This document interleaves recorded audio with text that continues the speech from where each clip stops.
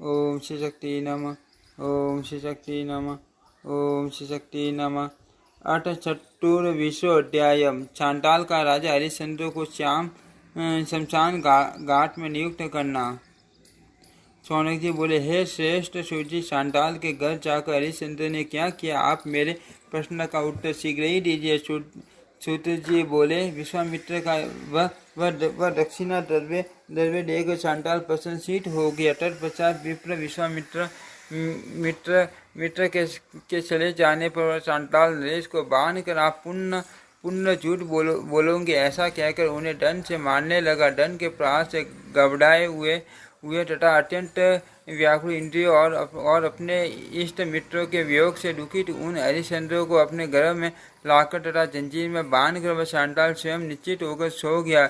जंजीर में जकड़े हुए वे राजा हरिश्चंद्र चांडाल के घर में रहते हुए अन्न और जल का परित्याग करके निरंतर मन में यह सोचते रहते थे उदास मुख वाली मेरी दुर्बल स्त्री दीन मुख वाले बालक को सुमुख देख कर असीम कष्ट से भर जाती होगी और मुझे याद करके सोचती होगी कि धन अर्जित करके प्रतिज्ञा की गई दक्षिणा ब्राह्मण को देकर वे राजा हम दोनों को बंधन से मुक्त कर देंगे। रोते हुए पूरे पुत्रों को देखकर वह मुझसे पुकारती होगी, पुण्य हे ठाठ ऐसा कहते हुए तथा रोते हुए बालक से कहती होगी कि मैं आपके पिता के पास आपको ले चल रही हूँ, किंतु वह मर्ग नहीं यह नहीं जानती कि मैं चांडाल की दास्ता को प्राप्त हो गया हूँ। राज्य नष्ट हो गया। इष्ट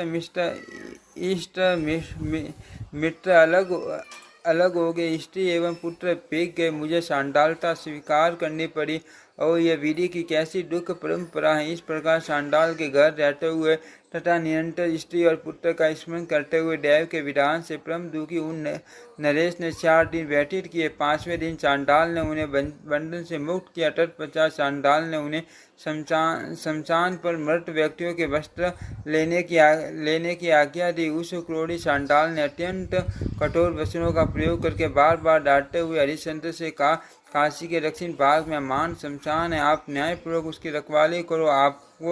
आपको कभी भी वहां से हटना नहीं चाहिए। इस जर्जर दंड को लेकर आप अभी वहां चले जाओ, विलम्ब मत करो। आप भली पार्टी घोषित कर दो कि यह दंड वीर बाबू का है। सूत्र जी बोले, हे शौनक, कुछ समय के अनंतर राजा हरिश्चंद्र उस चांडाल के वंशवर्ती होकर शमशान में मृतकों के वस्त्र कफन ग्रहण करने वाले हो गए। मृतकों का वस्त्र लेने वाले उस चांडाल ने राजा को आज्ञा प्रदान की। तब उससे आदेश पाकर वे शमशान में चले गए। वह भयानक शमशान काशीपुरी के दक्षिण भाग में था। वहाँ शिव की मालाएं बिखरी रहती थी। वह दुर्गंध युक्त तथा अत्यधिक धुएं से भरा हुआ था। सर्वत्र भयंकर शिकार हो रहा था। सैकड़ों सियारियों से व्याप्त था। गिद्धों और सियारों से सारा स्थान भरा था। वह शमशान कुत्तों से सदा घिरा रहता था। चारों ओर हड्डियां बिखरी पड़ी थी। मान दुर्गंध से भरा हुआ था।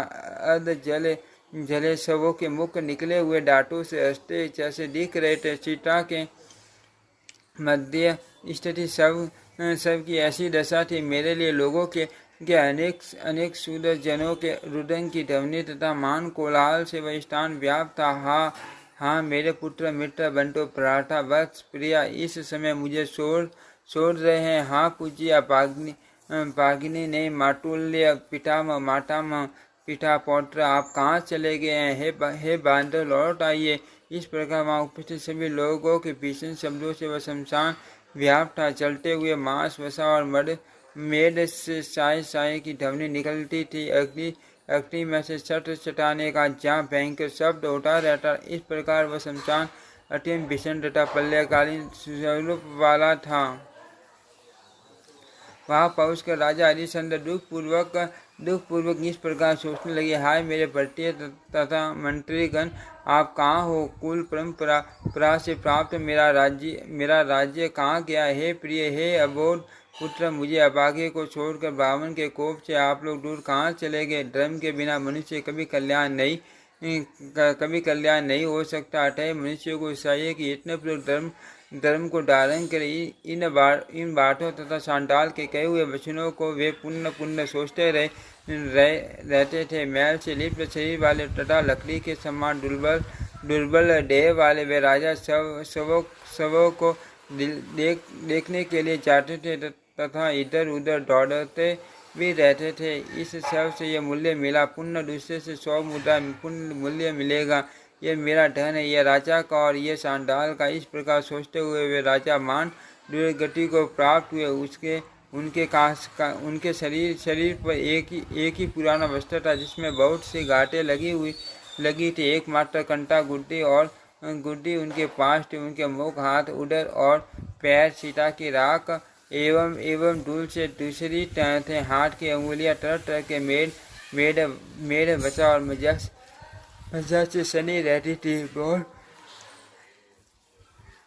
हर वे दुर्गंध युक्त श्वास लेते रहते थे। शवों के पिंड दानात जो भात बनता था उससे वे अपनी भूख मिटाते थे। शवों की माला पहनकर अपने मस्तक को मंडित किए रहते थे। हाय हाय, ऐसा बार बार कहते हुए न वे दिन में सो पाते थे और न रात में। इस प्रकार महाराज हरिश्चंद्र ने 12 महीने 100 वर्ष के समान व्यतीत किए। इति श्रीमद्देवी भागवते महापुराणे अष्टादशसहस्रायां संहितायां सप्तमस्कन्धे हरिश्चंद्र चिंता वर्णन नाम चतुर्विंशोऽध्यायः। ओम श्री शक्ति नमः। ओम श्री शक्ति नमः। ओम श्री शक्ति नमः।